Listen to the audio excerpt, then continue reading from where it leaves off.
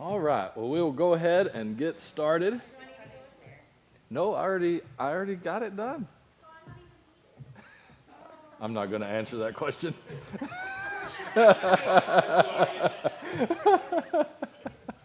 You were busy. You were talking. So.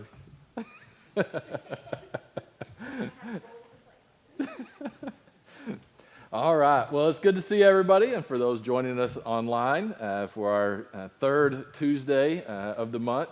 It's hard to believe it's already the third Tuesday of April. Man, life is moving quickly.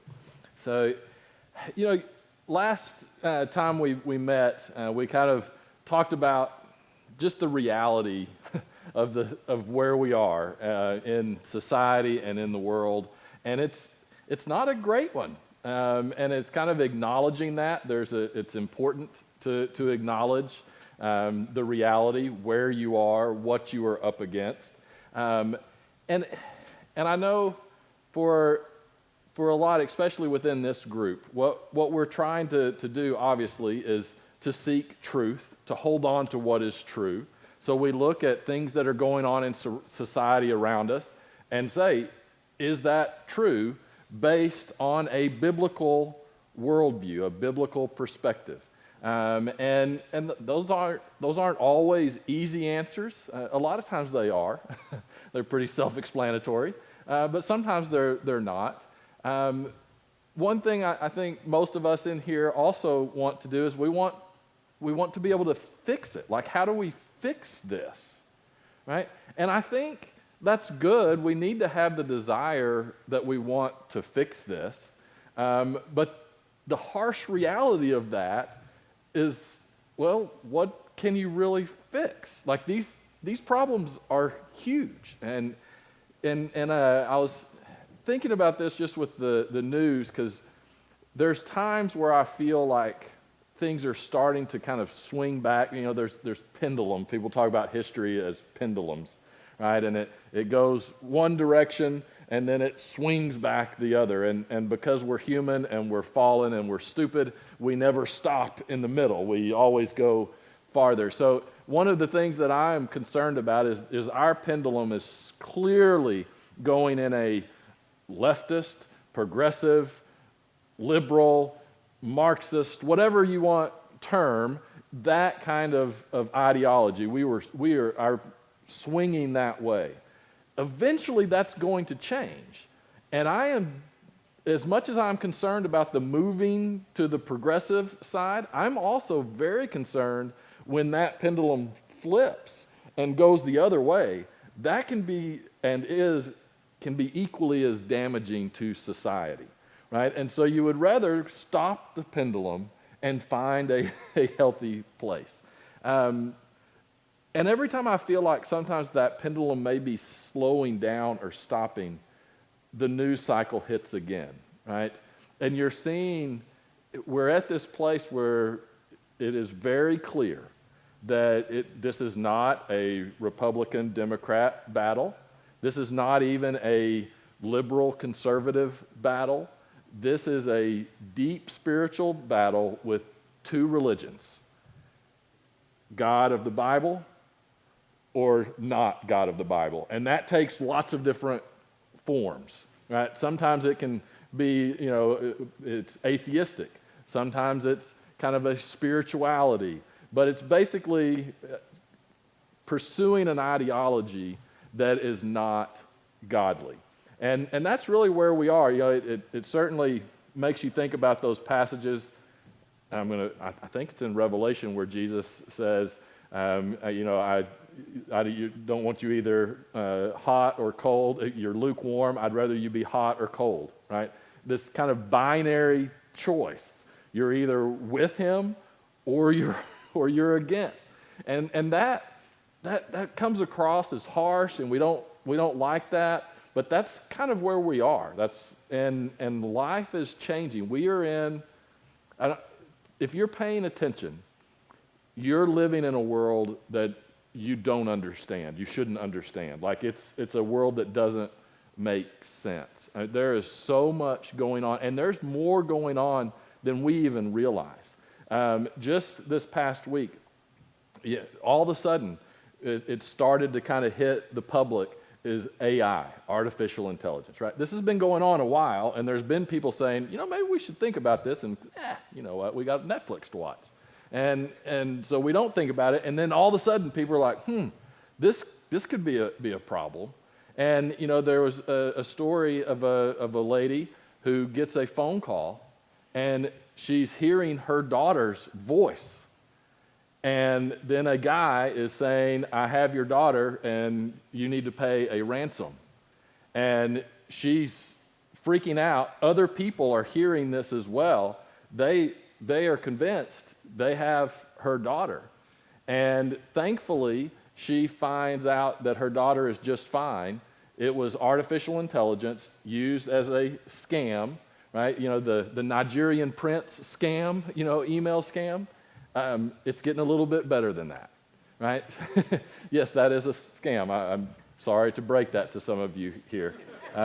You're in for a world of hurt in the new world. But artificial intelligence was used to recreate her voice. How they got her voice, no one knows. They reported it to police. The police said, well, it's really just no money was exchanged. There was no technical harm done. It's bad.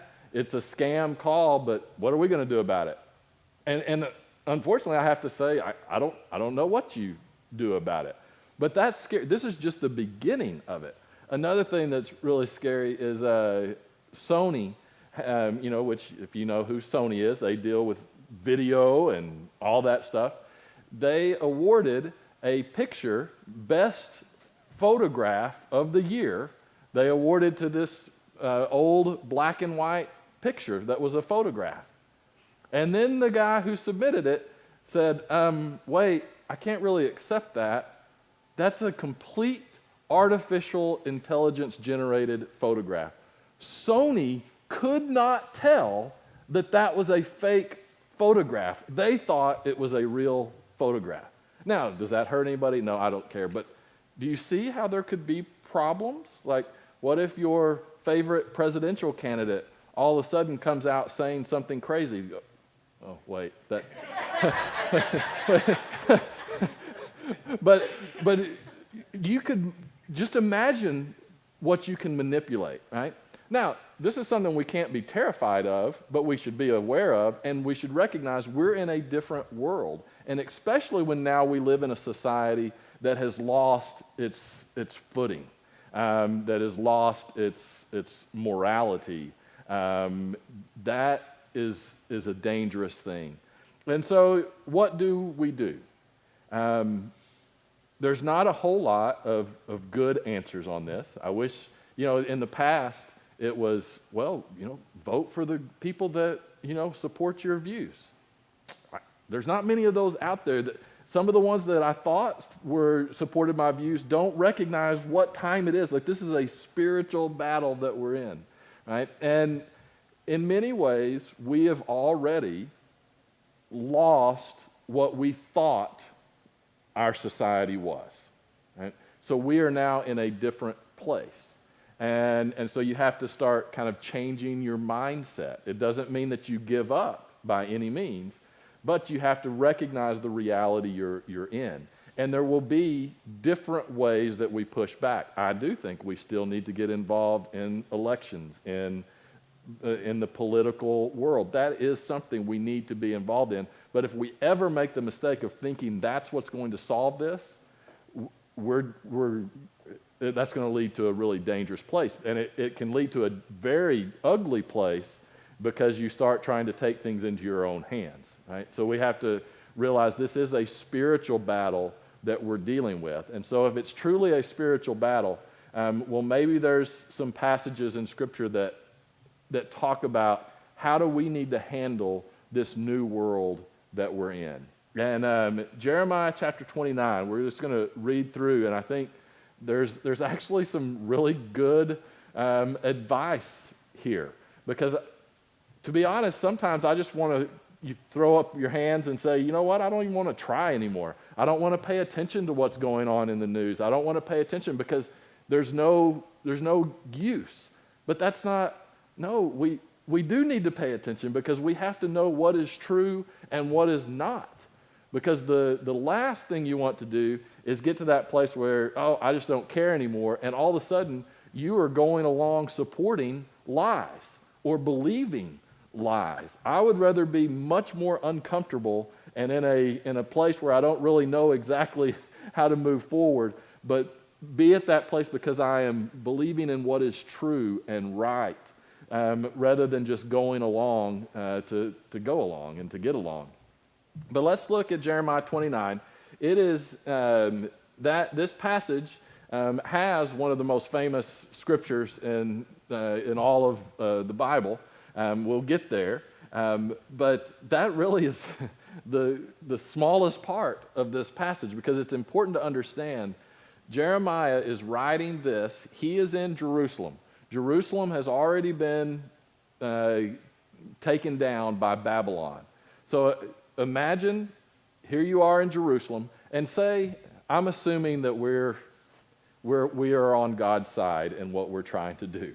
I always test that and always make sure. But say you were in ancient Israel, and you were looking at what was going on, and the king is starting to allow other gods to be worshipped in the temple. And you're like, hey, that doesn't seem to be a very good idea. What's going on? And you don't know. You can't vote for a different king, right? So you just have to keep going on, and you continue to pray, and you continue to hope. And then a guy like Jeremiah comes, and he's speaking, and he's telling the king, hey, you better get things under control, or bad things are going to happen. And so you go, great job. Finally, somebody's saying it, right? And there's others of you that are out there, and you're seeing what's happening to the society around you. You're like, okay, now there's starting to be people who are awake. Maybe the king will wake up, right? And it never happens. And all of a sudden, you find yourself, even though you've never supported any of that, you find yourself whisked away, taken out of your home to another land in Babylon. In a sense, we are in another land. I'm not making direct correlations here, obviously, but I think some of the principles do apply. We live in a different world than we used to. So Jeremiah is now writing. He was left in Jerusalem. He's writing to the exiles in Babylon. The exiles in Babylon, they are being told by some of their leaders, their godly leaders, that, hey, this isn't going to last very long. God's going to bring us right back. He's going to, he showed us that we messed up, but you know what? We're still God's people, and so he's going to take us back to Jerusalem. And Jeremiah's like, not so fast. And so here's Jeremiah's recommendations. He says, this is what the Lord Almighty, the God of Israel, says to all those carried into exile from Jerusalem to Babylon. He says, build houses, settle down, plant gardens, and eat what they produce. Isn't that interesting that that's the first thing he says? He says, make a home. Why do you do all of those things? To take care of your family, right? That you're going to make sure you're taking care of what you're ultimately responsible for. You're going to take care of your housing. You're going to take care of your food. You're going to make sure those basic needs are met. And this means that you get engaged in working in the world. You don't just go crawl into a corner somewhere hoping someone's going to come bail you out. Right? You go ahead. Even though it isn't certain. Who knows? Is Babylon going to let you build houses? Are they going to tax you if you build houses? Are they going to come and take your house if you build it? You don't know any of that. In fact, you probably have reason to think that they very well may. But Jeremiah says, you know what? Do what you can to take care of yourself and your family. And it says, marry and have sons and daughters. Find wives for your sons and give your daughters in marriage so that they too may have sons and daughters. Increase in number there. Do not decrease. Isn't that interesting? that it says, I mean, that's looking at the long term, right? You're in a place now that doesn't make sense, that doesn't care about you, that doesn't fit your values. But you know what? You keep living for the future. Keep having children. This is one of the things that's really disturbing in our society today, and it's across the world, but it's all Western societies, is people not even wanting to have children. And it's starting to seep into even faith-based. And I get it, because I even think about, man, what will it be like for my grandkids? Right? And there's a part of me that says, maybe, do I want grandkids? And of course the answer is yes. But you actually will find yourself thinking that. Jeremiah says, no, we are here for a purpose. We've got to continue on, because guess what? Eventually, things are going to change. There's going to be societal change. It says also, seek the peace and the prosperity of the city to which I carried you into exile. Pray to the Lord for it, because if it prospers, you too will prosper. Now, isn't that interesting? Here they are in Babylon. And Jeremiah is saying, listen, you do what is best to prosper you, and do what is best for other people that prospers them.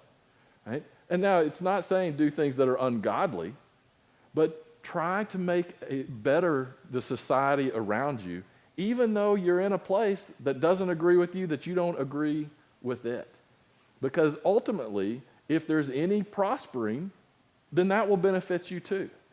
So we should continue to try to engage in a positive way the world and society around us, even though there's many things. And whenever I thought about this, it's so hard, because there's certain brands and corporations out there that I would like to just completely never associate with at all. And I think we should try that as much as we can. But then we have to acknowledge that if you look at the products that Coke owns, I get real frustrated with Coca-Cola. You're buying Coca-Cola products whether you know it or not, right? Like, it becomes really difficult. You know, the latest one that's kind of floating around is the Bud Light, right? Anheuser-Busch, which is interesting, has traditionally been a fairly conservative, company. And there's actually a lot of Republicans who are kind of upset, saying, no, don't, they give a lot to Republicans, so don't push back. Those are the people that don't understand what the time it truly is, right? That's the old way of thinking. But if you look at all the brands, I'm going to sound like I'm a beer connoisseur. I saw this online, so I'm sure it had to be true. I saw all the brands that that you don't even know, and you're like, okay, so I have to cut all of those out. And then you say, well, I'll just go over to Coors, right? I guarantee you're going to find stuff that they support that you don't. So you could just go not drink. That would be an option. But, and just drink water. But if you buy bottled water, it's probably from Coca-Cola, right? So we have to understand we're in this weird place where we do need to stand up, but sometimes we're just going to be participating. We're part of this economy. We're part of this society. We need to recognize, and so that we're not doing anything overtly that goes against God. But this is the society we live in. And so it's okay to seek ways to prosper within that. And to have that mentality that, no, you know what, I'm still going to try to make a better life for me and my family and our community, right? That's always kind of been an important aspect to what we do in our culture. It says, yes, this is what the Lord Almighty, the God of Israel, says. Do not let the prophets and diviners among you deceive you. Do not listen to the dreams you encourage them to have. Basically, there's things that we want people to say. We want to hear them, right? And many times, that's all we want. We just want to be told what we like to hear rather than hearing the hard truth, right? And within the political class, that happens all the time. And we cannot put our trust in those who are just telling us what we want to hear. It says, they are prophesying lies to you in my name. I have not sent them, declares the Lord. We have to constantly be seeking wisdom on who is speaking truth and who is not. And then we live in this weird world where there can be people that are speaking truth that are not Christians, right? And so you have to balance all of this stuff, and it's okay to listen to things that are true, even if they don't follow your faith, but you have to make sure it's still true according to a biblical truth. We are in a weird world. This is what the Lord says: when 70 years are completed for Babylon, I will come to you and fulfill my good promise to bring you back to this place. So that's a full generation, right? So most of those people are not going to live that long. The length that you lived was really around 35 to 40 years. It kind of depends. You get into your 60s, some at that point, but not many. So most of these people are going to die in Babylon, but yet they need to be living for what is coming in the future, whether they get to experience it or not. Then chapter 29, verse 11. For I know the plans I have for you, declares the Lord, plans to prosper you, not to harm you, plans to give you hope and a future. Then you will call on me and come and pray to me, and I will listen to you. You will seek me and find me when you seek me with all your heart. I will be found by you, declares the Lord, and will bring you back from captivity. I will gather you from all the nations and places where I have banished you, declares the Lord, and will bring you back to the place from which I carried you into exile. I love that verse is at the end of that reality, right? And what's that saying? God knows the plans he has for us. It doesn't surprise him that we find ourselves in this confusing place where right now we don't really know the best path forward. Right? It's just that we know we need to keep standing up for truth, and we'll figure out exactly what God wants us to do. He knew that you were going to be in this place. Right? And he says, for I know the plans I have for you, declares the Lord, plans to prosper you, not to harm you. Right? So, and again, so often we look at that word prosper as a financial thing. That's not what it's talking about. The blessings of God, the relationship that God brings, that we can experience that. We can experience joy in life even if we're in Babylon. And I think we are in Babylon, right? I mean, we're in a different place. And God promises, he knew that we were going to be here. He knows that he's going to give us the strength to move forward, even when we don't really know exactly what that's going to look like. And we're kind of that first generation that's truly experienced a massive shift. It's been in the works, but now the pendulum has now swung. I don't know when it's going to start coming back. I believe it will start to come back. It may not be in our lifetimes. I don't know that. But we need to know that God has us here for a purpose. He has you here for a purpose. Do not be overwhelmed by the craziness of the world. Also, do not pretend that the world is not crazy, right? The people, they needed to recognize, hey, we are in Babylon, so we're going to have to do things a little bit different, but we still have the same goals, right? And that's what we have. We want to continue to share the gospel message. It's just now sharing the basic gospel message is more offensive now than it has been in our lifetime, because it goes completely against society's view of things. But yet that is the only answer, is to continue to share the truth about who God is, no matter how much you're called a bigot, no matter how you're treated. We have to stand up for that truth, because people will start recognizing, and they will need somewhere to look. And if we're not standing up for truth, where are they going to find it? I promise you they're not.